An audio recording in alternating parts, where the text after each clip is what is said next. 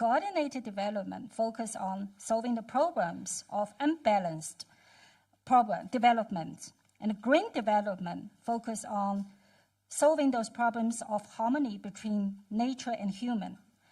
And open development focus on those problems of internal and external linkage of problem. And we shared development focus on those problems of social fairness and justness. 创新是发展的根本动力。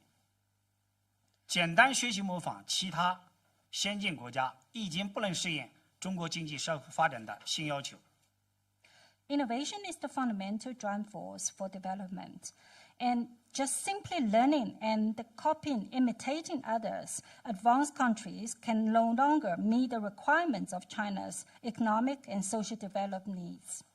所以我们在科学技术、产业结构、市场管理、商业模式、金融服务等方面，必须有更多的中国创造。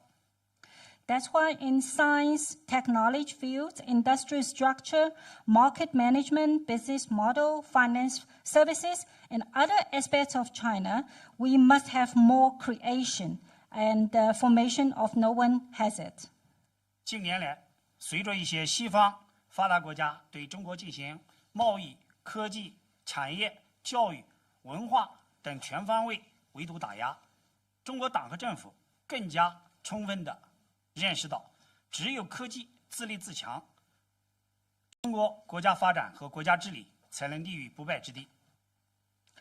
And recently, the outside surplus to China from Western countries in all aspects of trade, science and technology, industry, education, and culture, and all of those aspects, CPC and governments, they have more fully realized that only by being self-reliable in science and technology can China's development be invincible.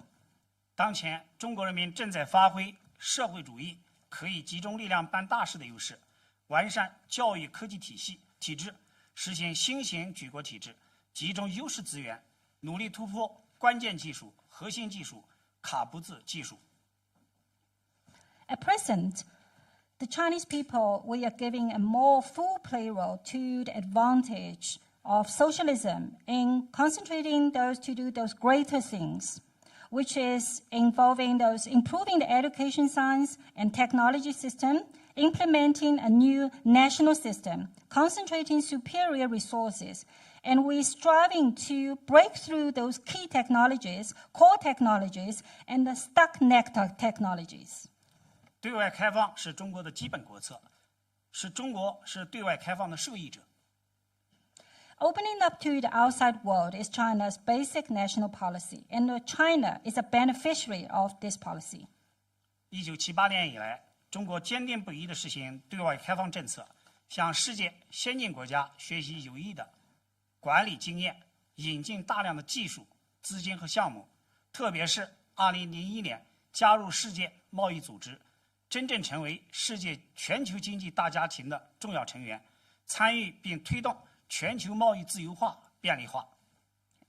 Since 1978, China has pursued the policy of opening up to the outside world, learn from the useful management experience of the world's advanced countries, and introduce a large number of technologies, funds, and projects, especially China's accession to, was enrolled to WTO organization in 2001. China has truly become an important member, a role of the global economic family, and participating in promoting global trade liberation and facilitation. 中国发展需要世界，世界发展也需要中国。中国与世界是休戚与共的人类命运共同体。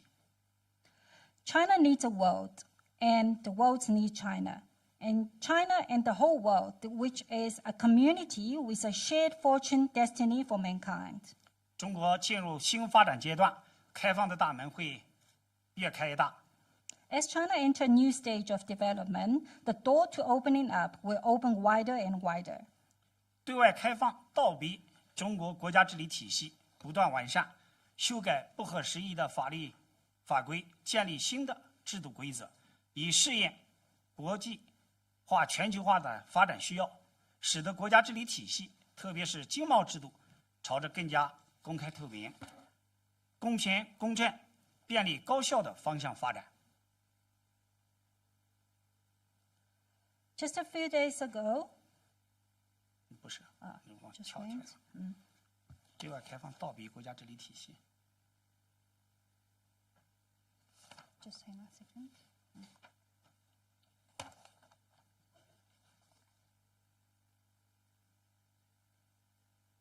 China is willing to provide a more convenient platform and serves for world trade. Opening up to the outside world has forced a continuous improvement for the national government system, revised the outdated laws and regulations, and established new system rules to meet the development needs of the internationalization and globalization. 绿色发展要求节约资源和保护环境。And the green development requires the conservation of resources and the protection of the environment. 坚持节约优先、保护优先、自然恢复为主的方针。We have to adhere to the principle of giving priority to the conservations, protection, and natural restoration. 形成节约资源和保护环境的空间格局、产业结构、生产方式，努力实现经济社会发展和生态环境保护协同共建，为人民创造良好的生产生活环境。From a spatial pattern, industrial structure, and the production mode of resource conservation and environmental protection, we are striving to achieve the synergy of economic and social development and the ecological environmental protection, so as to create a good production and the livelihood environment for the people. 围绕美丽中国建设，中国党和政府认真贯彻习近平生态文明思想，制定生态文明体制改革总体方案。Focusing on the construction of a beautiful China, the CPC and the government have constantly implement President Xi Jinping's thoughts to ecological civilization, formulated the overall plan for the reform of the ecological civilization system. 坚持山水林田湖草沙一体化保护和系统治理，统筹推动环境污染防治、生态保护修复，用最严格制度、最严密法制保护生态环境。We adhere to the integrated protection and the systematic management of all those natural resources, including mountains, rivers, forests, fields, and all of those coordinated the promotion of environmental pollution prevention.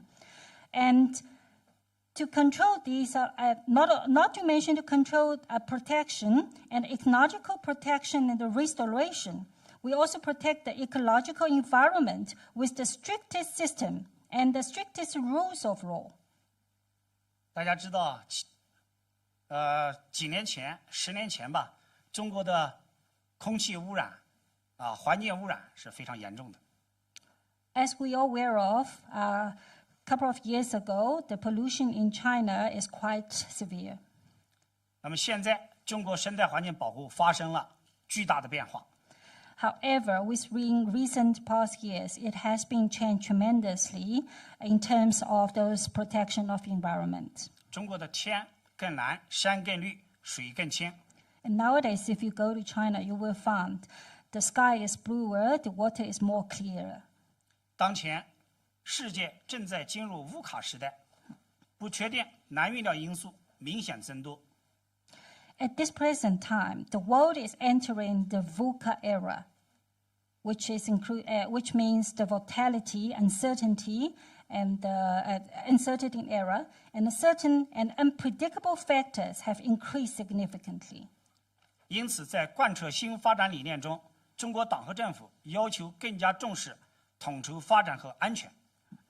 Therefore, in the implementation of the new development concept, the CPC and the government requires more attention to coordination of those safeguard environment and develop economically with the security. 围绕增强发展的安全性和稳定性，中国积极调整优化国家治理体系，以适应新的发展要求。Focusing on enhancing the security and the stability of development, China has actively adjusted and optimized its national governance system just to meet the new development requirements. 第4件事情是坚持全面深化改革。And the fourth keynote I would like to explain everyone all is just to persist in comprehensive deepen reform. 这是中国不断完善国家治理体系、提升治理效能的必然要求。This is an inevitable requirement for China to continuously improve the national government system and improve the efficiency of governments. 1978年以来，中国式现代化之所以能够取得巨大成就，根本原因之一在于不断改革不适应经济社会发展的旧观念、旧体制、旧做法。Since 1978 opening up policy, and one of those fundamental reasons why Chinese modernization has been able to achieve successfully is China lies in those continuously reform of old concept, old system, and old practice, which is no longer suitable for economic development and social development. 时至今日，容易改革的基本都改了，剩下的是不少难啃的硬骨头，还有随着环境变化而出现的新问题。Until today, there are still many hard bones left in the basic reforms that are not easy for us still to solve the problem. And there are new problems that have emerged with the changes of the environment that also need us to explore and solve through those different kind of reformation. 这就需要全面系统及时的进行改革创新。This requires us comprehensive, systematic, and numerous continuously reform and innovation. 而不能停留在零散的、局部的、临时的改革状态。And instead of rather staying and stick to a state of scattering partially and the temporary reform. 2013年，中国共产党第18届三中全会做出了全面深化的改革的战略部署。In 2013, the third session of the 18th Central Committee of the CPC made a strategic plan for comprehensively deepening reform. 党中央和全国各级党委成立了深化改革领导机构，专门研究全面深化改革问题，加强改革的顶层设计，增强改革的整体性、协调性、前瞻性和科学性。The CPC Central Committee and party committees at all different levels across the country have set up leading bodies for deepening the reform, to study the issues of comprehensive deepening those reform, strengthen the top-level design of reform, and enhance the integrity as well. 习近平总书记亲自担任中央全面深化改革领导机构的主任。And our President Xi Jinping is also presiding the Central Reform and Opening Up Committee. 给大家举一个例子，2018年，党中央做出了深化党和国家机构改革的决定，对党中央机构、国务院机构、全国人大机构、全国政协机构、行政执法体制、跨军地群团组织、地方机构等进行全面改革。Just give some examples. In 2018, the CPC Central Committee made a decision on deepening the reform of party and the state institution, reforming the Party Central Committee and the State Council as well, the National People's Congress as well. The reform focused on promoting the optimization, coordination, and efficiency of the functions of the party and the state's institutions. And just to reforming those institution settings, optimizing the allocation of different functions, deepen those transformation of different functions, and by using different method and style, improving efficiency and effectiveness. 新时代10年，中国对经济建设、政治建设、文化建设、社会建设、生态文明建设和党的建设领域进行全面深入改革。In the 10 years of the new era, China has carried out comprehensive and deep reforms in the fields of economic, political, cultural, social, ecological civilization, and party building as well. 党中央率先垂范，地方和相关领域改革及时跟进，一体推进，协调配合。This reform has gaining from the top central committee and the provincial and the regional offices, organizations. They will follow up those leads and implement massively in all over aspects of their life. 改革涉及面之宽，力度之大，前所未有，改革成效明显，为强国建设、民族复兴提供了有力的制度保障。The depth of this reformation has been unprecedentedly deep, and which has enhanced, make sure all the different organizations from central or regional to embody the information to aim the needs to ensure the livelihood of China has been implemented to a new level. 第5个要点就是坚持全面依法治国。And the fifth, what I want to elaborate is we have adhered to the rule of laws in all around all different aspects of ways. 这是完善中国国家治理体系的鲜明特点，也是国家治理体系有效运行的重要依托。This is quite a distinctive feature of improving China's national governments, and it is also an important support and the foundation for the effective operation of those national government system.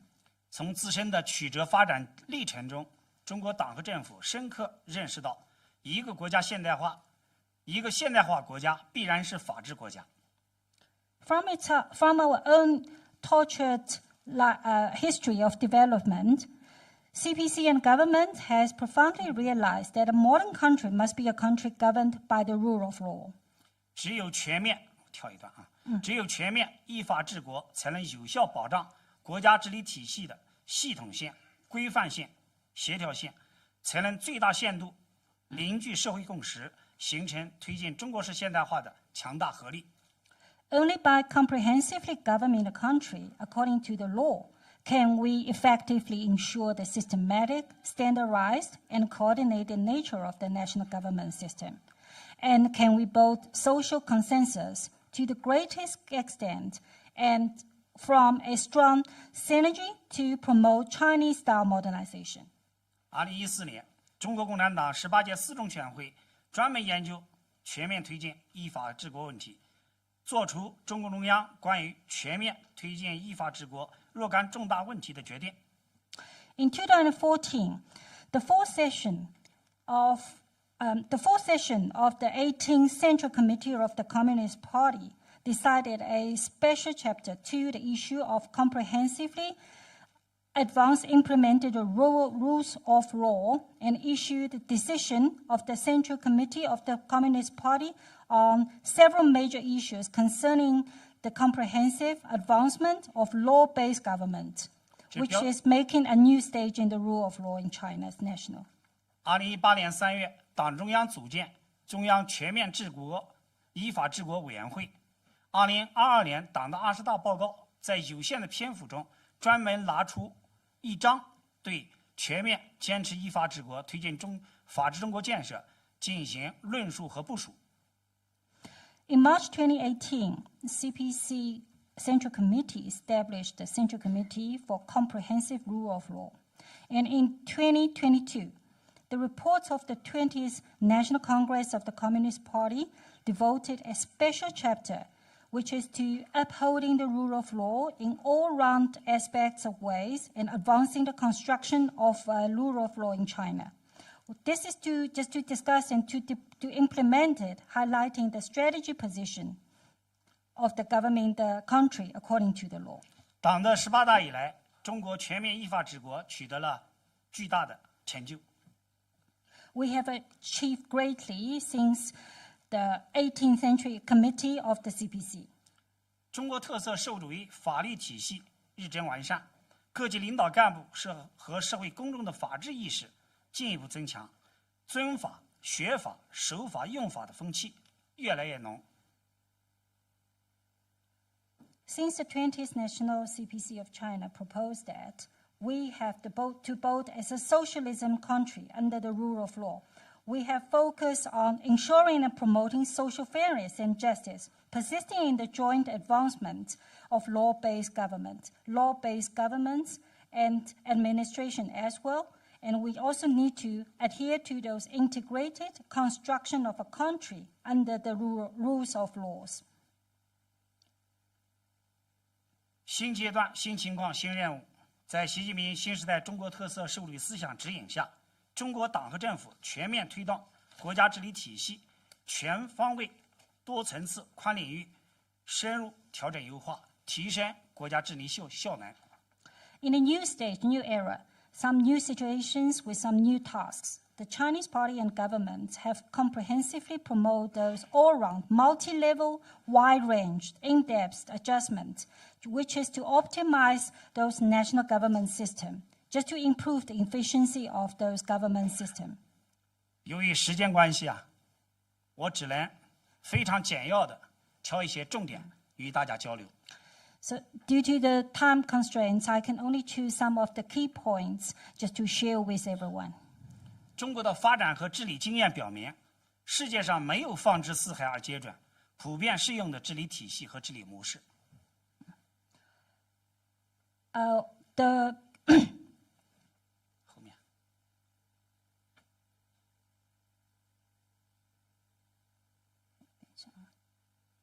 China's development and government's experience shows there is no one-size-fits-all government system and a government model in the world to adapt to all different countries. 每个国家的国情都是独特的，因此其治理体系和治理模式也一定是有自己特色的。So each country's national conditions are unique. So every country's government system is also have its own characteristics. 别的国家的做法和经验只能参考借鉴，绝不能照搬照抄。The other country's practices and experience can only be as reference to and cannot be just straightly copied and just adapted into your own country. 其他国家国家治理体系只有与国情适合与不适合之分，适合的就是最好的，很难说有优劣高下之别。So including all, we will say the national government system can only be divided into suitable or unsuitable. And there is no such things and difficult to say. There is a good one and a superior one and the bad one. 衷心祝愿南非在拉马福萨总统的坚强领导下，在座的各位同仁同学的共同努力下，结合国情，不断优化国家治理体系，提高国家治理效能，推动国家高质量发展，社会更加和谐稳定，人民更加幸福，生活更加幸福美满。I sincerely wish South Africa, such a beautiful country, under the strong leadership of President Ramaphosa and his joint efforts from all his teams, just continue to optimize the national government system, improve the efficiency of national governments, promote high-quality development of the country, and make sure the society more harmonious and stable, and make sure all the peoples in South Africa live happily and ever after. And thank you very much. Thank you very much. Thank you.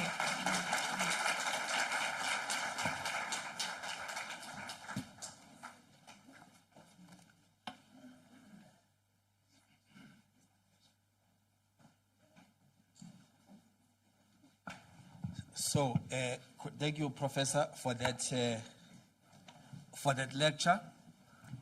I am receiving some comments and questions online from our colleagues on the platform there on top. I will share those with your good self. May I now invite Professor Mkhonza to give your own reflection on this lecture. after which we will open the floor for others. Prof. Kwanza?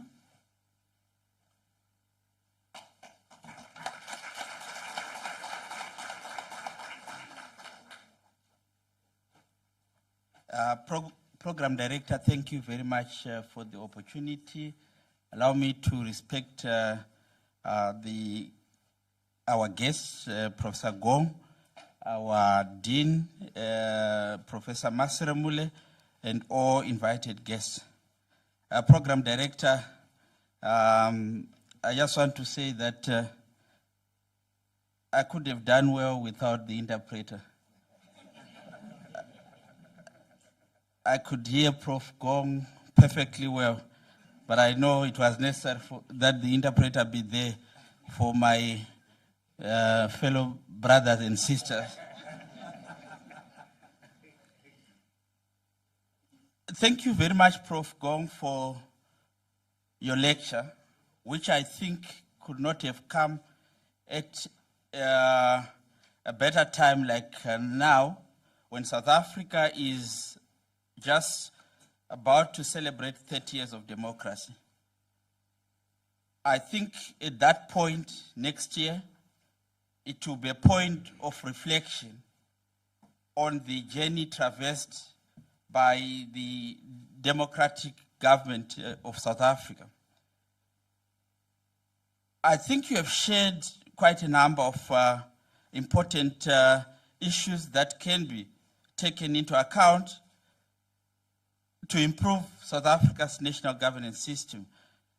You have taken us into important historical periods of China, 1949, where the Chinese, the Communist Party of China took over power.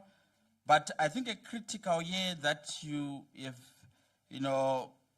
mentioned is 1978, when the country decided to embark on different policy reforms. And you have given us, how those reforms have impacted on the life of the Chinese people. Your reflections were loaded with statistics, and you gave us, good reason to believe that indeed the reforms that were taken or were instituted really helped China to move from where it was to becoming the second biggest economy in the world. The World Bank, supports what we have been saying by stating that the GDP of China has been growing at an average rate of 9% per annum since those reforms were instituted. More than 800 million people were uplifted from abject poverty. Now the question is, what is it that South Africa can learn from the reforms that China instituted, and how is it that South Africa can improve its national governance system? I think there are pointers that you gave us.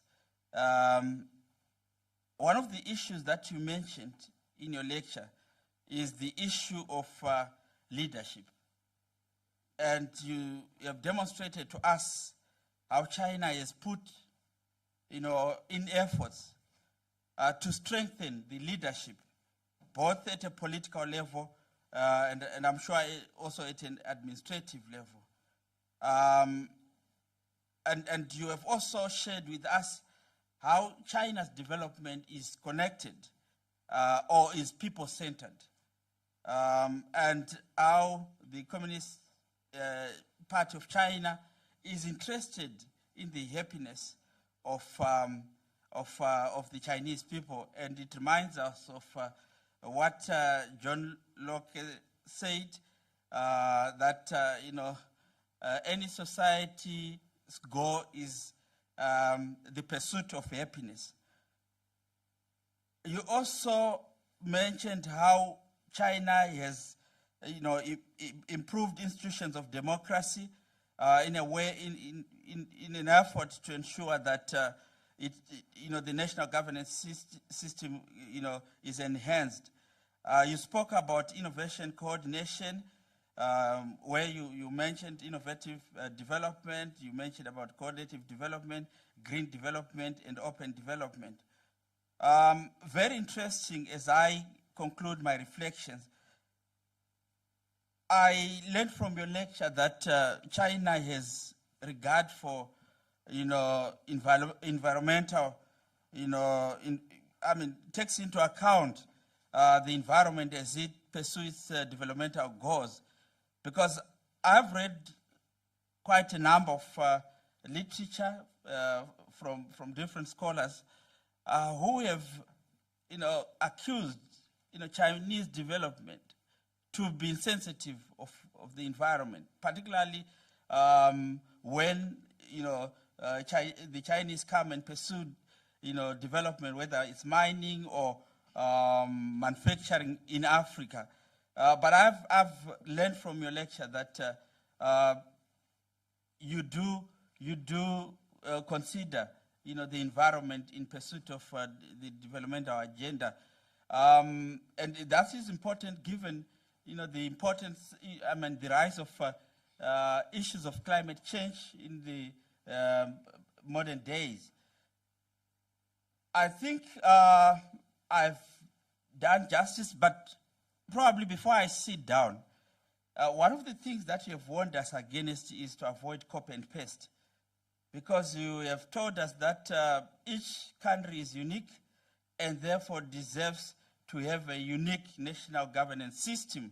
And you've also cautioned us to say governance systems can only be suitable or unsuitable. None is superior. Allow me to end by saying thank you very much for the lecture that you have delivered.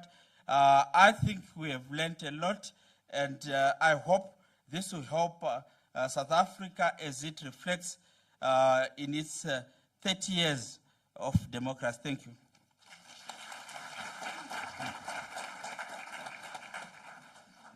Thank you, Prof, for that. Now we are going to allow our participants who are here.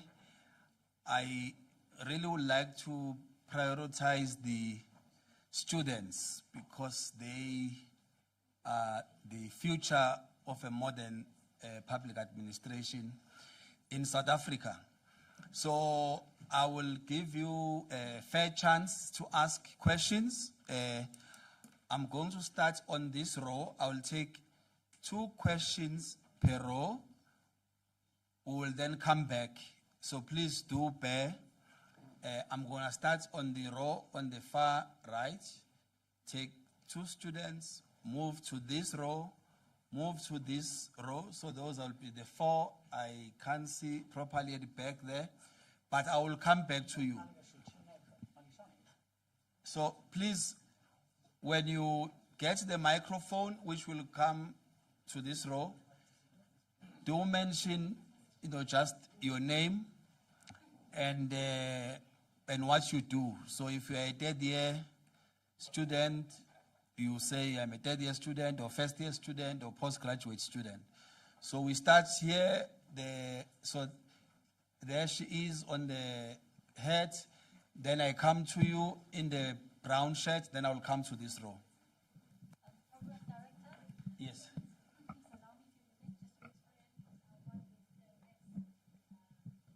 Of those intervention to Prof. Gong and his delegation. Okay. 那刚才他就解释了，就说因为现场的学生好像反应非常的热烈哈，他将会在这个整个课堂的右面先选这个2位，然后中间这边先选2位来和那个我们的龚教授做一些互动，做一些提问。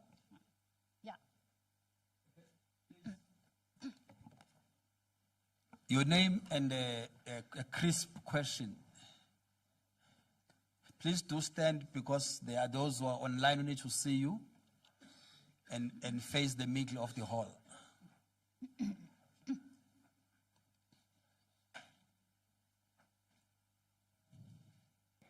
Thank you, Prof. My name is Dimpam Lageng, and I'm doing advanced diploma in public management, and I'm also an intern at the National School of Government. My question it goes as follows. When I was listening to the masterclass, what I picked up is that China has opened their relations with international countries in 1978.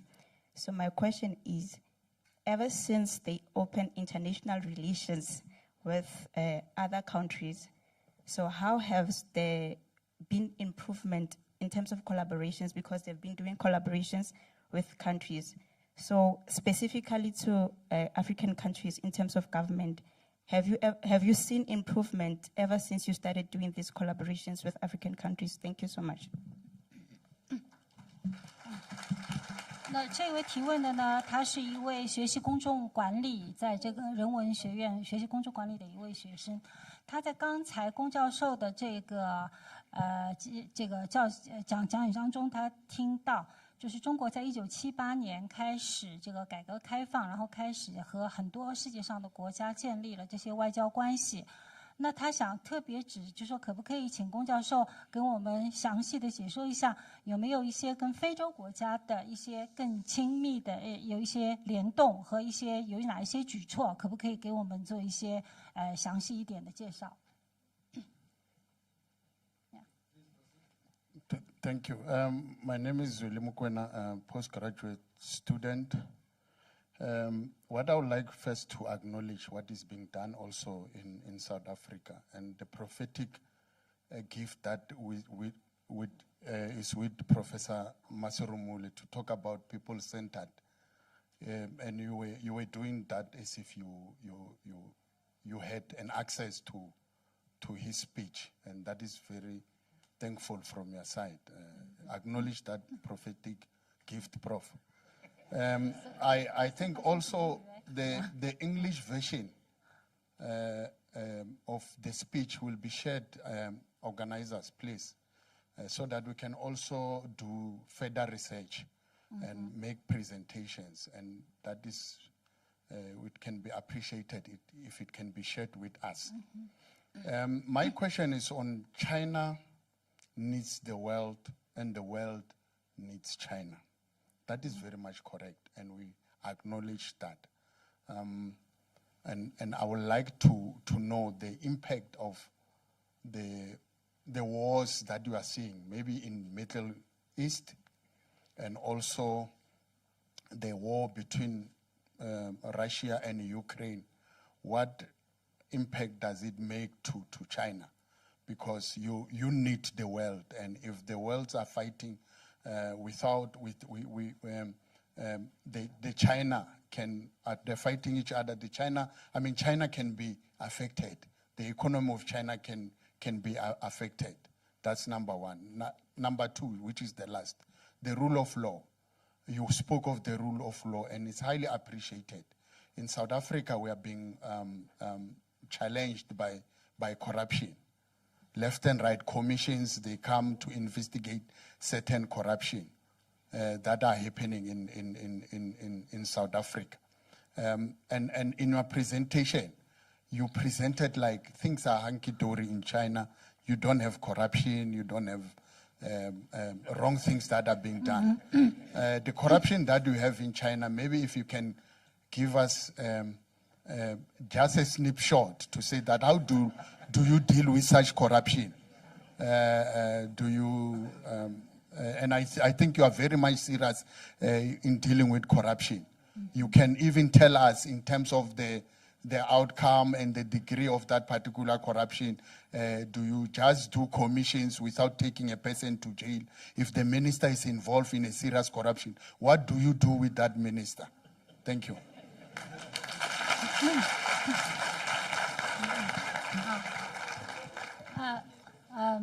Should I just explain the question to Prof. Gong first? Yeah. 这一位呢是这个人文学院的一位硕士生啊，他提出了3个比较有意思的问题。第一个问题呢是针对我们的这个院长，就是他刚才在一开始的欢迎词中，他有提到了一个以人为本的这样，事实上也是总结了我们龚教授在他的演讲当中以人为本的这样的一个思想。那他想问一下，就说这个茨瓦内理工大学的这个院长，人文学院的院长，他怎样理解这个以人为本的这句话？那接下去的第2个问题呢，他就说，他听到了在这个